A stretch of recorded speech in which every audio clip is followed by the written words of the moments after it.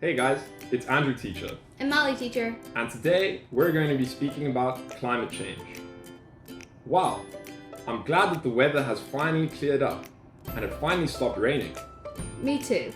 I felt like that rainy season lasted forever. I've been in Korea for a while and I'm used to the monsoon season, but this one seemed very intense. I thought so too. It lasted more than 2 months. Why do you think this rainy season was different? Do you think it has something to do with climate change? It might. First, let's talk about climate change and then ask our friends their opinions. Climate change, or global warming, is the process of our planet heating up. Scientists estimate that since the Industrial Revolution, human activity has caused the Earth to warm by approximately 1 degree Celsius. While that may not sound like much, it means big things and big changes for people and wildlife around the globe. Unfortunately, rising temperatures don't just mean that we'll get nice, warm weather. The changing climate will actually make our weather more extreme and unpredictable. As the temperatures rise, some areas will get wetter, and lots of animals and humans could find that they're not able to adapt to their changing climate. So, what causes climate change? There are actually 3 big factors that contribute to climate change. The first one is burning fossil fuels. So, over the past 150 years, industrialized countries have been burning large amounts of fossil fuels such as oil and gas.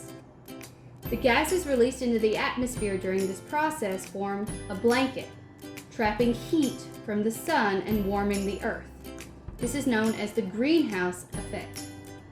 So, the second form of climate change comes from farming. Believe it or not, cows' eating habits contribute towards climate change.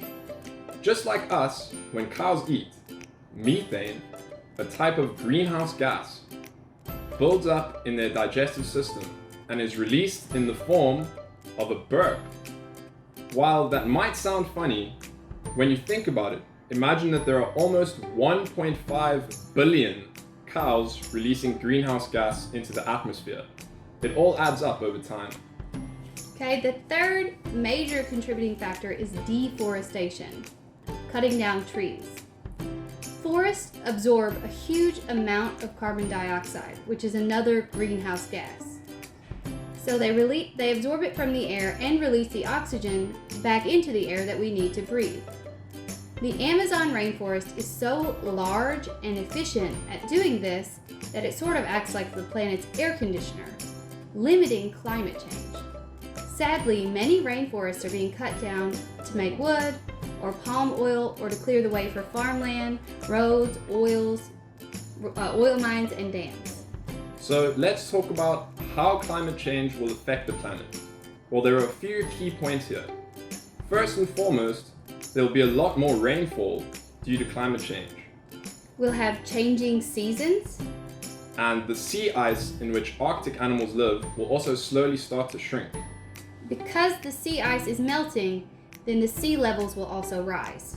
So now that we've spoken about how climate change can affect the planet, let's speak about how it can affect wildlife, the animals. It's Climate actually change- already affecting wildlife all over the world, but certain species are suffering more than others. Polar animals who live on the Arctic ice, their habitat is melting. And different apes like orangutans, who live in the rainforest of Indonesia, and sea turtles who rely on nesting beaches are slowly having their habitats destroyed due to excessive forms of climate change. So, animals aren't the only ones affected by climate change. People will also be affected by climate change. Most affected are the people who grow our food, farmers, especially those in developing countries. They face high temperatures, increased rain, which makes floods, and droughts. So let's speak about how we can prepare for climate change. All you need to do is make small changes in your life. Try switching to an energy-saving light bulb, or walking instead of using a car. And lastly, you can try and recycle and reduce your wastage.